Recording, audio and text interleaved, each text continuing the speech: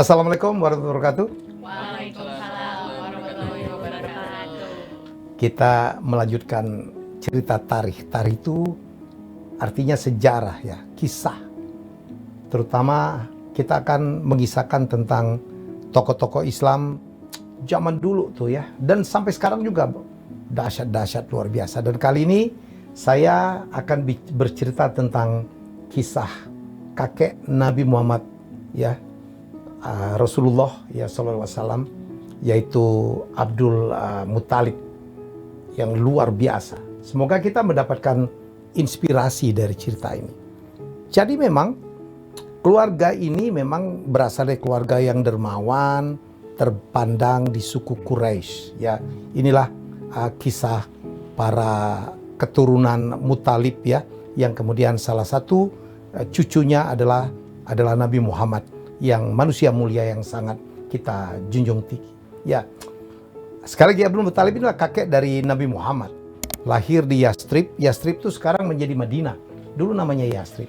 Nama aslinya adalah Syaibah bin Hashim. Tahu nggak kenapa namain Syaibah? Syaibah itu artinya uban gitu. Syaibah itu artinya uban. Karena lahir lucu tuh, ada ubannya. Jadi akhirnya namanya Syaiban. Dan kemudian kenapa akhirnya dia dinamain Abdul Muthalib? Ceritanya begini, dia punya paman ya yang namanya Muthalib juga ya. Ini adalah pemimpin Quraisy. Kerjanya luar biasa ya. Keluarga ini tuh yang membagikan air Zam-Zam kepada jemaah-jemaah haji dan sebagainya, memberikan makanan, terkenal sangat dermawan. Nah, Syaiban ini sangat sering berjalan ya dengan pamannya ya, sehingga dia dipanggil, yang pamannya sendiri bernama Muthalib bin Abdul Manaf ya, nama pamannya.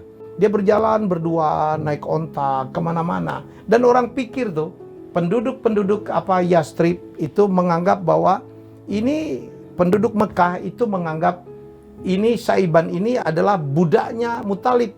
Makanya dipanggilnya Abdul Muthalib. Abdul itu ternyata artinya budak ya, atau hamba dari Muthalib. Sejak itu namanya lengket menjadi Abdul Muthalib. Dan kemudian Abdul Muthalib meneruskan pamannya menjadi pemimpin suku Quraisy. Nah, cerita berlanjut. Satu hari ya, ada raja Yaman namanya Abraha ingin memindahkan Ka'bah dari Mekah ke Yaman.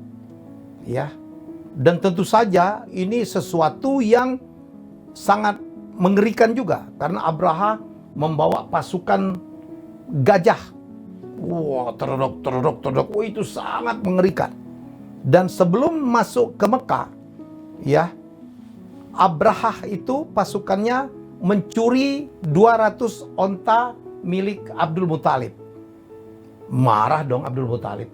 Abdul Muthalib sebagai pemimpin suku Quraisy yang dijaga, yang diberikan amanah untuk menjaga Ka'bah, mendatangi Abraha.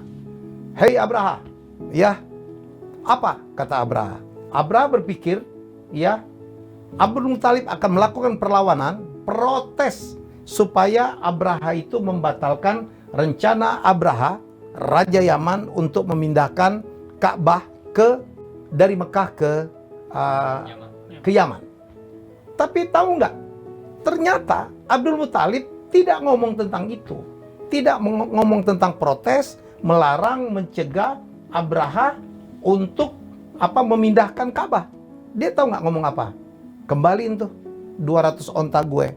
Waduh, Abraha kaget juga. Oh, ternyata, padahal dia tadi respect banget sama Abdul Muthalib, pemimpin Quraisy yang sangat dihormatin. Ternyata dia cuma minta 200 ontanya kembali.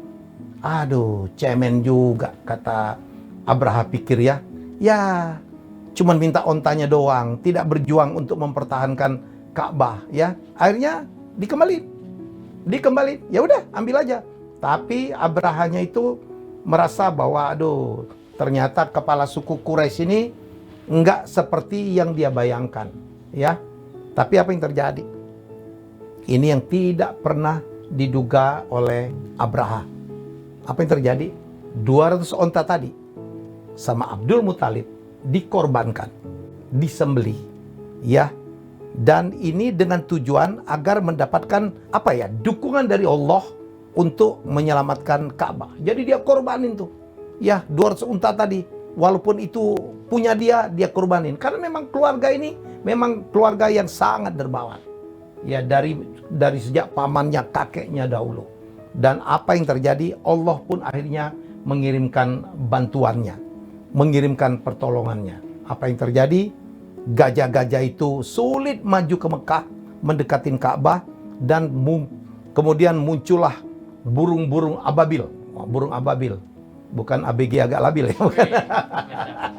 Burung-burung ababil yang membawa batu-batu panas yang menghujamin seluruh tentara-tentara Abraha sehingga kocar-kacir dan banyak yang mati, dan selamatlah Ka'bah.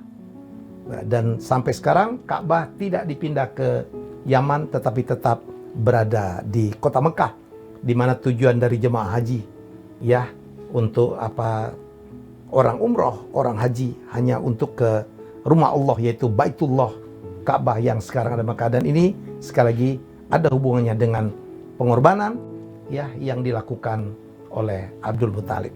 Ya, jadi apa yang kita bisa simpulkan ya dari cerita yang menarik ini adalah bahwa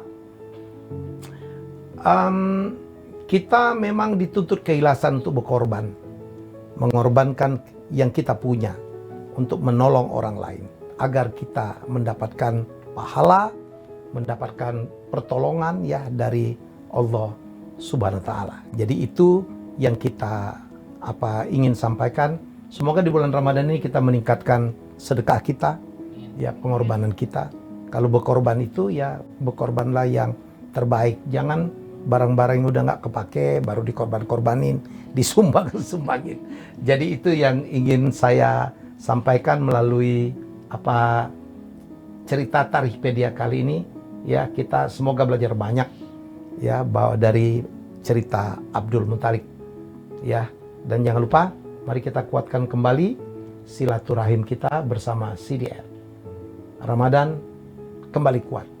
Minum CDR itu mengandung kalsium, vitamin C, D, dan B6 untuk membantu menjaga tulang.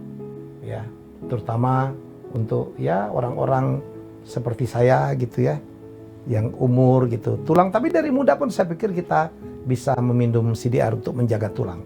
Penting banget. Karena kalau nggak sekarang, kapan lagi? Ayo kita minum CDR. Ya, semoga ini bermanfaat ya cerita ini.